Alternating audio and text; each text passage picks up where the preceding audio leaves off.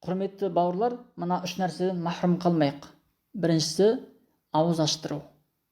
Пайғамбар саллаллаху алейхи вассалам хадисінде айтты, кім ауыз аштырса, бұл ораза ұстаушының сауабындай сауап алады дейді. Ол ораза ұстаушыдан сауабы кеміп қалмайды дейді.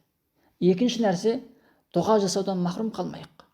Мынаны біліңіз, кімге дұға жасау нәсіп болған болса, ол адамға үлкен бір бақыт нәсіп болды деген сөз. Біз әр сәт Алла тағалаға мұқтажбыз.